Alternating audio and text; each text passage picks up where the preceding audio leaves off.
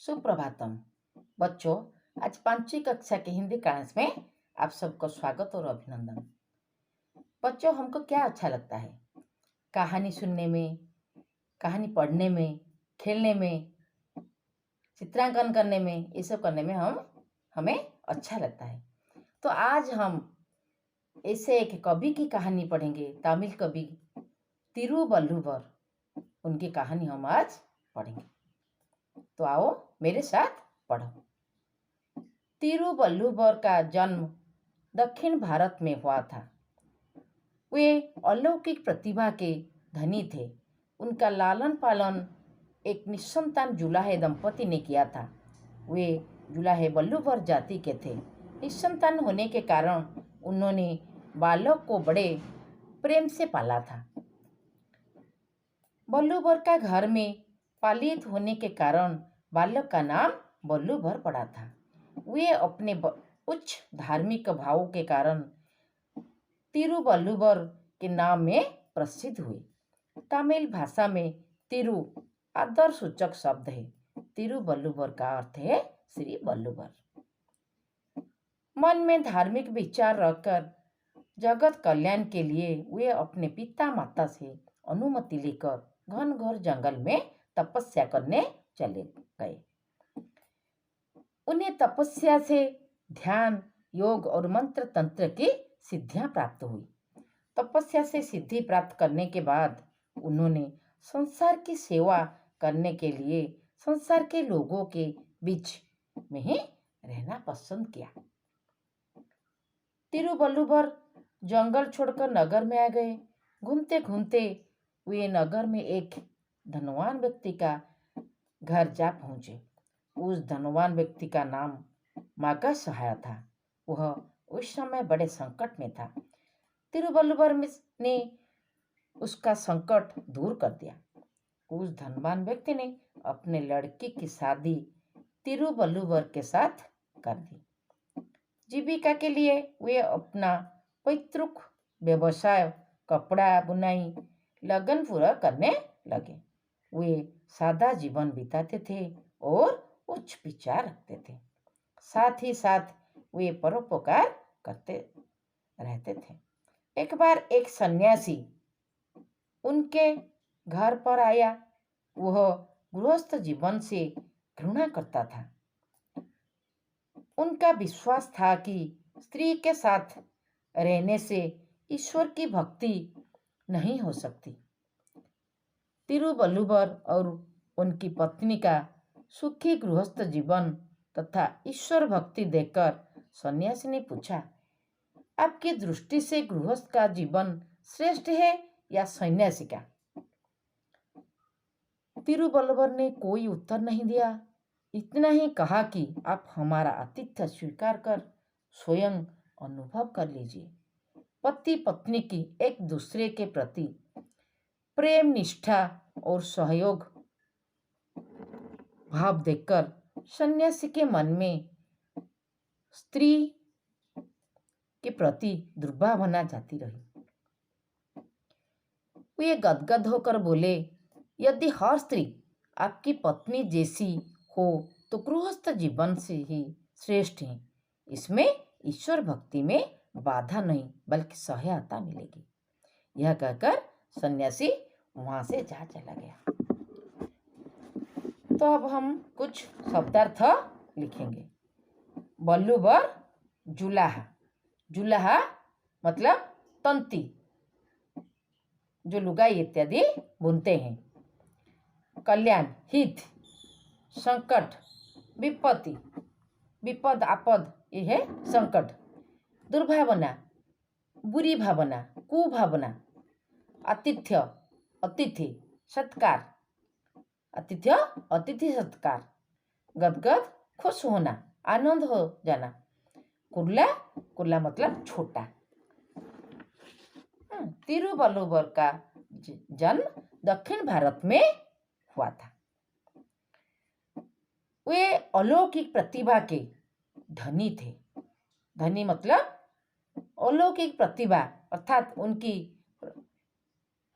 उनकी पांडित्य, उनकी ज्ञान बहुत है।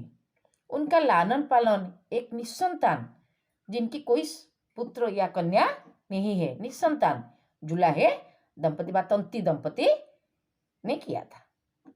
वे जुलाहे बल्लूबर जाति के थे।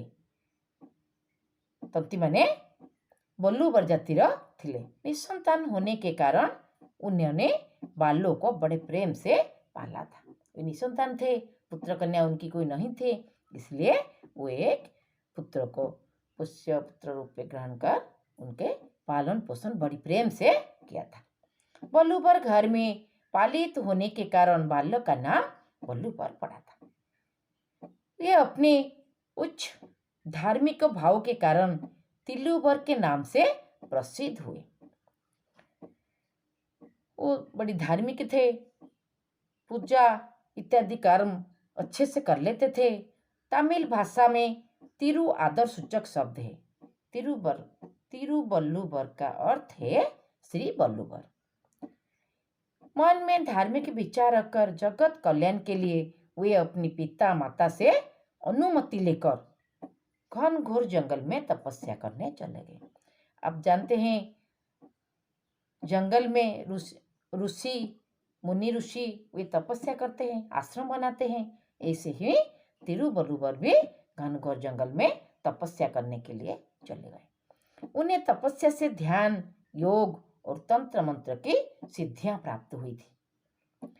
तपस्या में सिद्धि प्राप्त करने के बाद उन्होंने संसार की सेवा करने के लिए संसार के लोगों के बीच में रहना पसंद किया। मुनि ऋषि जैसी आचरण उनकी थे। वे तपस्या करके बहुत सारी सिद्धि प्राप्त किया और समाज में चले गए संसार के सेवा करने के लिए। तिरुवल्लुवर जंगल छोड़कर नगर में आ गए। नगर में आने के बाद वे घूमते घूमते एक नगर में एक धनवान व्यक्ति के घर जा पहुंचे।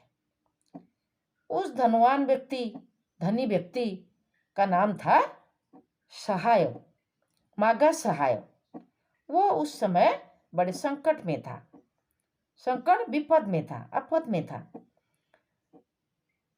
तिरुवल्लुवर ने उसका संकट दूर कर दिया। उस धनवान व्यक्ति ने अपनी लड़की की शादी तिरुवल्लुवर के साथ कर दी। जीविका के लिए वे अपने पैतृक को व्यवसाय कपड़ा बुनाई लगन पूर्वक करने लगे। वे सादा जीवन बिताते थे और उच्च विचार रखते थे, साथ ही साथ परोपकार करते थे, अर्थात दूसरों की सेवा और उनके कष्ट दुख में उनके साथ रहना, उनके विपद आपद में उनको सहाय करते रहते थे। एक बार एक सन्यासी उनके घर पर आया। वह गृहस्थ जीवन में नहीं थे, वो गृहस्थ जीवन से घृणा करता था। उनका विश्वास था कि स्त्री के साथ रहने से ईश्वर की भक्ति नहीं हो सकती। ईश्वर की भक्ति केवल तपस्या से होती है। स्त्री के साथ रहने में ये भी ईश्वर भक्ति नहीं मिलता, ये उनकी विश्वास थी। तिरुवल्लुवर और उनकी पत्नी की सुखी गृहस्थ जीवन तथा ईश्वर भक्ति देखकर सन्यासी ने पूछा, आपकी दृष्टि से गृहस्थ का जीवन श्रेष्ठ है या सन्यासी का? तिरुवल्लुवर ने कोई उत्तर नहीं दिया, क्योंकि वे चाहते थे कि उदाहरण स्वरूप उनके घर में रहकर उनकी संस्कार देखकर वे कुछ सीख जाए।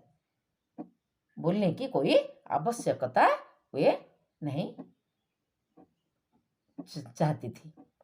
इतना ही कहा, आप हमारा आतिथ्य स्वीकार कर स्वयं अनुभव कर लीजिए। पति पत्नी का एक दूसरे के प्रति प्रेम, निष्ठा और सहयोग भाव देखकर सन्यासी के मन में स्त्री के प्रति दुर्भावना जाती रही। जो खराब भावना थिला स्त्री मान प्रति चली जाता किपरि जिते से पति पत्नी की एक दूसरे के प्रति प्रेम, निष्ठा और सहयोग भाव देखे तो ये गदगद होकर बोले, आनंद से बोले, यदि हर स्त्री आपकी पत्नी जैसी हो तो गृहस्थ जीवन ही श्रेष्ठ है। क्योंकि ये उदाहरण उन्हें स्वयं प्राप्त की थी।